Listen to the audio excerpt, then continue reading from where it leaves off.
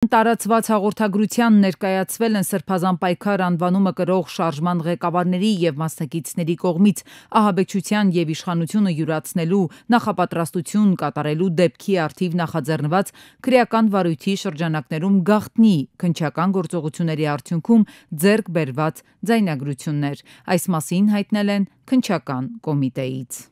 Վարչապետ Նիկոլ Փաշինյանը հայտարարել է, որ իրավապահները կանխել են Հայաստանի ապակայունացման և իշխանությունը բռնազավթելու քրեաօլիգարխիա-կղերական պլանը։ Նա նշել է, որ Սրբազան պայքար շարժման ղեկավարները պատրաստվել են ահաբեկչական գործողությունների և իշխանության զավթման, որի մասին հայտնել է քննչական կոմիտեն։ Դիվանագետները և հոգևորականները քննարկում են իշխանություն եկեղեցի հակամարտությունը։ Քննարկումից առաջ արտակարգ և լիազոր դեսպան Վահագն Մելիքյանը լրագրողների հետ զրույցում հայտնել է, որ գործող իշխանությունները ըստ իր գնահատման իրենց վարքագծով նպաստում են ներքին պառակտման խորացմանը։ Նրա խոսքով, չնայած փորձ է արվում ներկայացնել, թե քննադատությունը ուղղված է ոչ թե եկեղեցուն, այլ որոշ հոգևոր առաջնորդների, իրականում իրականացվում է նպատակաուղղված հարված եկեղեցու ինստիտուցիոնալ հիմքերին, ինչը ըստ դիվանագետի վտանգում է ժողովրդի դիմադրողականությունը։ Ռուբեն Վարդանյանի գործով հերթական դատավարությունը կայացել է Բաքվում Արցախի նախկին պետնախարարը և փաստաբանը կրկին միջնորդություն են ներկայացրել դատավորներին, բացառք հայտնելու նրանց սուբյեկտիվության պատճառով, սակայն ինչպես նախորդ նիստերում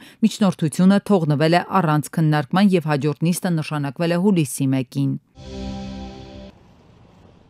Հաագայում հանդիպում է կայացել ԱՄՆ նախագահ Թրամփի և Թուրքիայի նախագահ Ռեջեփ Թայիփ Էրդողանի միջև։ Հանդիպման ընթացքում երկու երկրների ղեկավարները քննարկել են թուրք-ամերիկյան հարաբերությունների գործընթացը, ինչպես նաև տարածաշրջանային և գլոբալ բնույթի մի շարք հարցեր։ Ըստ հաղորդագրության Էրդողանը դրական է գնահատել Իսրայելի և Իրանի միջև հաստատված հրադադարը, որը, ինչպես նշվել է, կայացել է Ամերիկայի նախագահի նախաձեռնությամբ։ Նա նաև հույս է հայտնել, որ հրադադարը կայուն կլինի։ Էրդողանը նշել է, որ Գազայի գոտում հումանիտար ճգնաժամի շուտափույթ հաղթահարման և Ռուսաստանի ու Ուկրաինայի միջև հակամարտության խաղաղ կարգավորման համար անհրաժեշտ է պահպանել սերտ երկխոսություն։ Իսրայելի վարչապետ Բենյամին Նեթանյահուն ազգին ուղղված տեսաուղերձում հայտարարել է, որ Իսրայելը Իրանի դեմ պատերազմում տարել է պատմական հաղթանակ։ Նրա խոսքով Իսրայելը վերացրել է իր գոյությանը սպառնացող երկու հիմնական վտանգ՝ միջուկային ռումբերի և 20,000 բալիստիկ հրթիռների սպառնալիքը։ Նեթանյահուն ընդգծել է, որ Իրանի միջուկային ծրագիրը սառեցվել է և հավելել, որ անհրաժեշտության դեպքում Իսրայելը նույն վճռականությամբ կկանխի ծրագրի վերակենդանացման ցանկացած փորձ, նշելով, որ Իրանը երբեք չի ունենա միջուկային զենք։ ՄԱԳԱՏԷ-ի տնօրենը հայտնել է, որ Իրանի 3 միջուկային օբյեկտներ՝ Նաթանզը, Սպահանը և Ֆորդոն լուրջ վնասներ են կրել Ամերիկայի հարվածների հետևանքով։ Նրա խոսքով, հատկապես Նաթանզում վնասվել է ուրանի հարստացման կարևոր ենթակառուցվածք, իսկ Սպահանում և Ֆորդոյում, չնայած տարբեր մակարդակի ամրացվածությանը, վնասը գնահատվում է որպես շատ զգալի։ Իրանի արտաքին գործերի նախարար Աբբաս Արաղչին հայտարարել է, որ Իրանը չի պատրաստվում հրաժարվել իր միջուկային ծրագրից։ Նա ընդգծել է, որ Իսրայելի հետ տեղի ունեցած 12-օրյա պատերազմից հետո Թեհրանը դարձել է ավելի վճռական այս հարցում։ Արաղչին նշել է, որ Իրանը զգալի ներդրումներ է կատարել միջուկային տեխնոլոգիաների զարգացման ոլորտում։ Այդ ճանապարհին գիտնականներ են զոհվել, ժողովուրդը դիմացել է պատժամիջոցներին։ Նրա խոսքով, նման պայմաններում ոչ ոք Իրանում պատրաստ չէ հրաժարվել միջուկային ծրագրից, որը մշտապես գտնվել է ՄԱԳԱՏԷ-ի վերահսկողության ներքո։ Իրանի խորհրդարանը հաստատել է Թեհրանի և ատոմային էներգիայի միջազգային գործակալության համագործակցությունը կասեցնելու մասին օրինագիծը։ Այժմ գործակալության աշխատակիցները չեն կարողանա պարբերաբար այցելել երկրի միջուկային օբյեկտները ստուգելու համար, այլ միայն այն դեպքերում, երբ խոսքը դրանց անվտանգության ապահովման մասին է, և միայն Իրանի անվտանգության խորհրդի համաձայնությամբ։ Հունիսի 25-ի առավոտյան Իսրայելի իշխանությունները հանել են պատերազմի հետ կապված սահմանափակումների մեծ մասը քաղաքացիական բնակչության համար։ Իրանի նախագահ Մասուդ Փեզեշքիանը հայտարարել է, որ հրադադարի հաստատումից հետո երկիրը պատրաստ է վերադառնալ նորմալ կյանքի։ Դոնալդ Թրամփի Մերձավոր Արևելքի հարցերով բանագնաց Սթիվ Ուիթքոֆը բանակցային գործընթացը Ամերիկայի և Իրանի միջև գնահատել է որպես խոստումնալից, ընդգծելով Վաշինգտոնի ցանկությունը երկարաժամկետ խաղաղության պայմանագիր կնքելու ուղղությամբ։ Նա նշել է, որ եկել է ժամանակը Իրանի հետ ուղիղ բանակցությունների և համապարփակ համաձայնության հասնելու համար։ Իրանի նախագահ Մասուդ Փեզեշքյանն իր հերթին Սաուդյան Արաբիայի թագաժառանգի հետ զրույցում ընդգծել է, որ Թեհրանը պատրաստ է Ամերիկայի հետ առկա տարաձայնությունների կարգավորմանը։ Հազարավոր մարդիկ դուրս են եկել Թեհրանի եւ Իրանի այլ քաղաքների փողոցներ, նշելու Իսրայելի եւ Միացյալ Նահանգների հետ պատերազմում հաղթանակը։ Միջոցառումների կադրերը տարածվել են իրանական լրատվամիջոցներում։ Ավելի վաղ Իրանի ազգային անվտանգության գերագույն խորհուրդը հայտարարել էր Իսրայելի նկատմամբ Իսլամական Հանրապետության հաղթանակի մասին։ Ավելի վաղ Իրանի ազգային անվտանգության գերագույն խորհուրդը հայտարարել է Իսրայելի նկատմամբ Իսլամական Հանրապետության հաղթանակի մասին։ Իրանի օդային տարածքը բաց է Թեհրանից եւ դեպի Թեհրան միջազգային չվերթների համար։ Ավելի վաղ իրանական իշխանությունները հայտարարել էին իրենց օդային տարածքի փակման մասին Իսրայելի հարվածների պատճառով եւ այն մի քանի անգամ երկարաձգվել էր։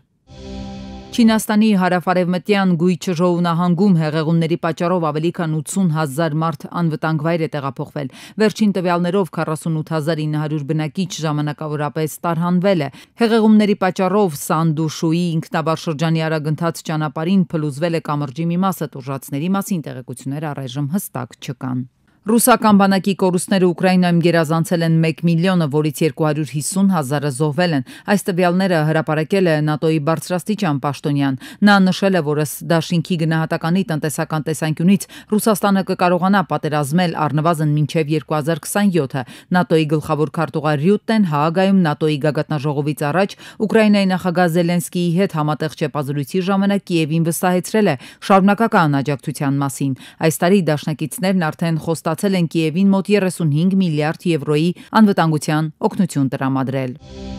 Էկոնոմիկայի նախարար Գևորգ Պապոյանը հայտնել է, որ միայն հունիսի 24-ին Ռուսաստանի Դաշնություն է մուտք գործել Հայաստանից Ծիրանով բեռնված 96 բեռնատար։ Նրա փոխանցմամբ հունիսի 1-ից 24-ն ընկած ժամանակահատվածում նման բեռնատարների ընդհանուր թիվը հասել է 598-ի։ Նախարարի գնահատմամբ ներկայումս Ծիրանի արտահանման գործընթացում խնդիրներ չեն արձանագրվում։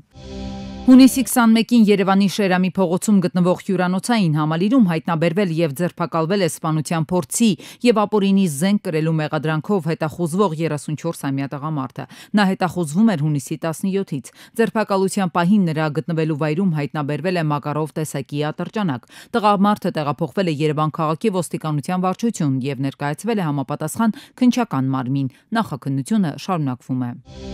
Վառելիքի լիցքավորման մի քանի րոպեն կարող է վճռական լինել։ Բենզալցակայաններն ու գազալցակայանները համարվում են բարձր ռիսկայնության օբյեկտներ, բայց որքան են պահպանում անվտանգության կանոնները, ովքեր են վերահսկում, ինչ հետևանքներ են լինում խախտումների դեպքում, եւ ամենակարևորը հնարավոր է կանխել պայթյունները, որոնք պարբերաբար կրկնվում են նոր վերնագրերով։ Ոլորտի մասնագետները դժգոհ են, ասում են, դեպքերը կրկնվում են, վերահսկողություն ըստ էության չկա։ Ցավոք սրտի ամեն դեպքից հետո բարձրանում է աղմուկ, բայց աղմուկից անմիջապես հետո շուկայում պատկերը չի փոխվում։ Բոլորը պողավորներ են փնտրում առանց գիտակցելու մի բան, որ այստեղ պարզապես իրողական մոտեցումներով հնարավոր չէ արդյունքում տալ։ Գեղարքունիքի մարտի լցակայաններից մեկում էլ օրեր առաջ էր նույն լցակայանում երկրորդ պայթյունը եղել։